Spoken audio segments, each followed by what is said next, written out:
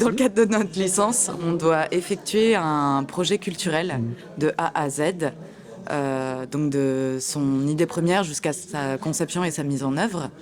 Et nous, on était 5 étudiants un peu passionnés de musique, surtout de musique électronique.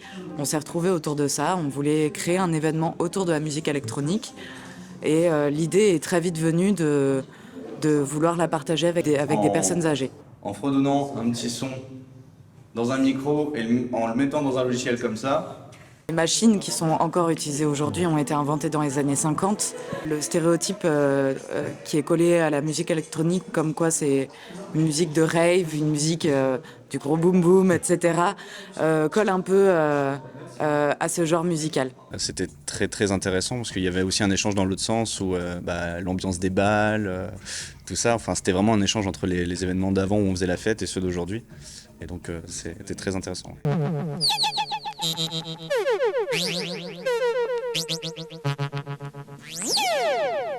C'est beaucoup d'émotions, puisque c'est vraiment la concrétisation de mois et de mois de travail, littéralement depuis septembre, octobre, depuis qu'on est entré en études. Donc effectivement, ça fait un petit quelque chose. Rien que de pouvoir se balader au milieu des photos qu'on a prises, de pouvoir entendre le résultat de nos ateliers par le documentaire.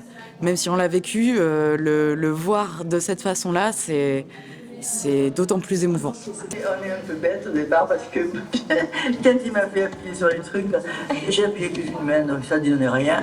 Je voyais des autres après qui se venaient. J'ai poussé de pas peu. C'est à n'y rien comprendre, l'amour est fascinant. Fait tourner le monde à l'envers. Je me suis retrouvée. Ah oui, c'est normal. Elle est là, Catherine.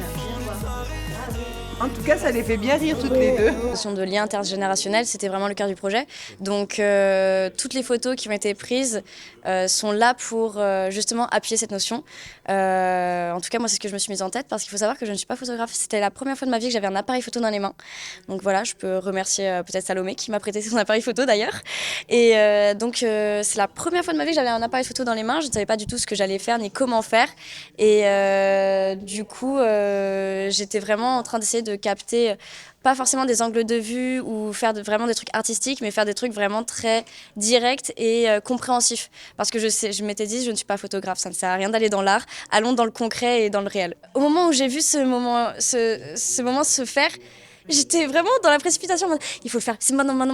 J'étais avec l'appareil photo en mode mise au point. Et là, hop, et j'ai eu beaucoup de chance d'y arriver. Mais bien sûr qu'on va continuer à faire de la musique. On va reprendre la chorale, on va rajouter quelques sons maintenant. On va reprendre la chorale. C'est sûr. Oui. On va chanter à tue-tête. Elle est bien. Qu'est-ce qui va en rester de cette aventure? Je sais pas. Vous vous remettez à la musique? Bon, on va sortir un tube. On va avoir... Parce que vous étiez assez à l'aise face au clavier, je me souviens. Oh, pas trop, non. Quand même. On faisait semblant.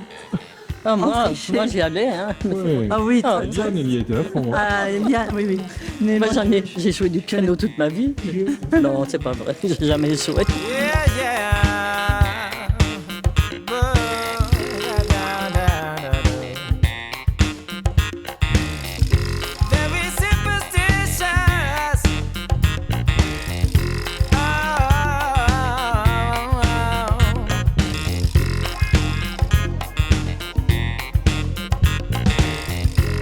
On arrive à la fin de Génération. Que reste-t-il aujourd'hui de cette expérience? Déjà des moments incroyables.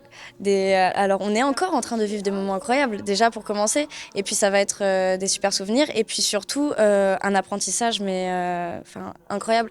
Je pense que j'ai vécu cette année l'année la plus formatrice de toute ma vie.